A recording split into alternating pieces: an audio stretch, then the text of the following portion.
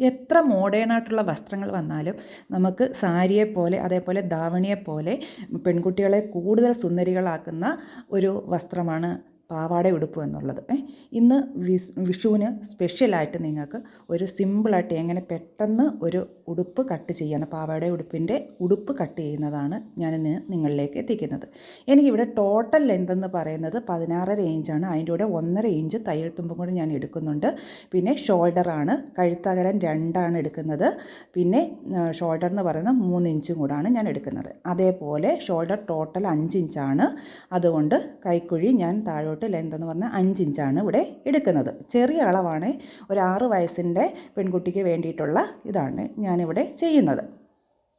അപ്പോൾ അതിൻ്റെ ഷേപ്പ് കൊടുക്കുകയാണ്. ആ 5 ഇഞ്ചിൻ്റെ ഹാഫ് എടുത്തിട്ടാണ് ഞാൻ ആ ഷേപ്പ് കറക്റ്റായിട്ട് കൊടുക്കുന്നത്, കൈക്കുഴിയുടെ ആ ഷേപ്പ്. പിന്നെ ഇവിടെ നിന്ന് ഒരു കൈക്കുഴിയുടെ ഭാഗത്ത് നിന്ന് താഴോട്ടൊരു 6 ഇഞ്ച് ഞാൻ അടയാളപ്പെടുത്തുന്നുണ്ട്. അതായത് ആ വേസ്റ്റിൻ്റെ ആ ഷേപ്പ് അടയാളപ്പെടുത്തുന്നുണ്ട്. പിന്നെ താഴെ ഹിപ്പിൻ്റെ ഭാഗത്ത് അവിടെ ഒരു 14 ഇഞ്ചാണ് ടോട്ടൽ വരുന്നത്. അതുകൊണ്ട് ആ രീതിയിലാണ് ഒരു 7 ഇഞ്ച് വെച്ച് ഞാൻ അടയാളപ്പെടുത്തുന്നുണ്ട്. താഴോട്ട് വരുമ്പോൾ താഴ്ന്ന് ഒരു 3 ഇഞ്ച് മുകളിലോട്ട് സ്ട്രെയിറ്റ് ആയിട്ടാണ് ഞാൻ വരച്ചെടുക്കുന്നത്. ആ ഷേപ്പ്, അതായത് സ്ലിറ്റ് ഇടുന്നതിന് വേണ്ടിയിട്ട് ആ ഭാഗത്ത് സ്ട്രെയിറ്റ് ആയിട്ട് കൊടുക്കുന്നുണ്ട്. ഇനി നമുക്കിതിനെ കട്ട് ചെയ്ത് മാറ്റാം. എളുപ്പത്തിൽ ചെയ്യാവുന്ന ഒരു മെത്തേഡാണിത്. ഏജിനനുസരിച്ച് ഇതിൻ്റെ അളവുകൾക്ക് വ്യത്യാസം ഉണ്ടായിരിക്കും. ഇപ്പോൾ നമ്മളിത് കട്ട് ചെയ്തെടുത്തു. ഇനി ഇതിൻ്റെ ബാക്ക് നെക്കും ഫ്രണ്ട് നെക്കും ഒക്കെ നമുക്ക് അടയാളപ്പെടുത്തേണ്ടതുണ്ട്. അതിനു മുമ്പായിട്ട് ഇങ്ങനെ നമുക്ക് തയ്യൽ തുമ്പ് വരുന്ന പോർഷൻസ് എല്ലാം നമുക്ക് ചെറിയൊരു നോച്ച് കൊടുത്ത് നമുക്ക് അടയാളപ്പെടുത്തി വെക്കാവുന്നതാണ്.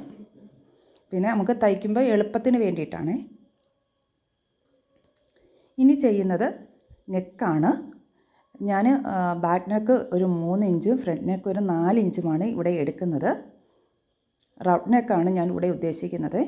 എളുപ്പത്തിൽ ചെയ്യാൻ പറ്റുന്ന തരത്തിലുള്ള നെക്കാണ് ഞാനിവിടെ എടുക്കുന്നത്.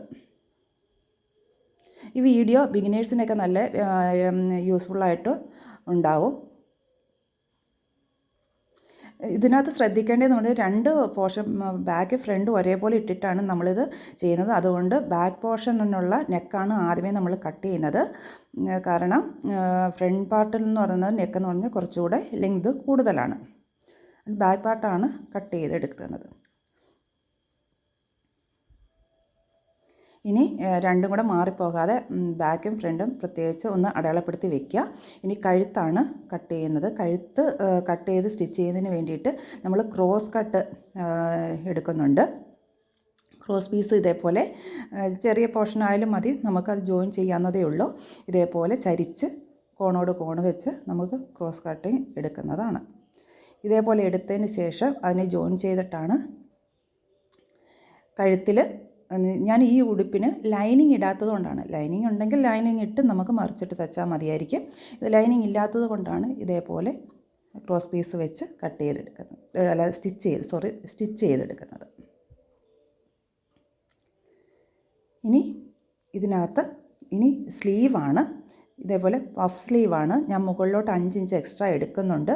അതിന് ശേഷം ഇതേപോലെ ആ ലൈനിൽ നിന്ന് താഴോട്ടാണ് സ്ലീവ് കറക്റ്റ് സ്ലീവായിട്ട് നമ്മൾ അളന്ന് ചെയ്യുന്നത്. ഇതേപോലെ കൈക്കുഴി ഇതേപോലെ അളന്നെടുക്കുക. ഞാൻ ഈ സ്ലീവ് വെട്ടുന്ന വീഡിയോ ഞാൻ നേരത്തെ ഞാൻ അപ്ലോഡ് ചെയ്തിട്ടുണ്ട്. കാണാത്തവരൊന്ന് പോയി കാണുക. കറക്റ്റ് ഷേപ്പിൽ വെച്ച് സ്ലീവ് ഇതേപോലെ ഷേപ്പ് വരച്ച് കട്ട് ചെയ്തെടുക്കുക. പഫ് സ്ലീവാണ് ഇത്. പാവാട ഉടുപ്പിനും കുഞ്ഞുങ്ങൾക്ക് എപ്പോഴും പഫ് സ്ലീവാണ് അതിൻ്റെ ഒരു ഐശ്വര്യം ഉണ്ടാവുക എന്നുള്ളത്. കൂടുതൽ ഭംഗി പഫ് സ്ലീവിന് തന്നെയാണ്. നമുക്ക് ഏത് മോഡേണായിട്ടുള്ള സ്ലീവ് ഉണ്ടെങ്കിൽ തന്നെയും ഈ സ്ലീവാണ് കുഞ്ഞുങ്ങൾക്ക് കൂടുതൽ ഭംഗി ഉണ്ടാക്കുക. അങ്ങനെ സ്ലീവ് കട്ട് ചെയ്ത് അതിനൊരു പട്ടയും ഞാൻ വെച്ച് ചെയ്യുന്നുണ്ട്. അത് വെട്ടി മാറ്റിയിരിക്കുകയാണ്. ഇനിയെന്ന് പറയുന്നത്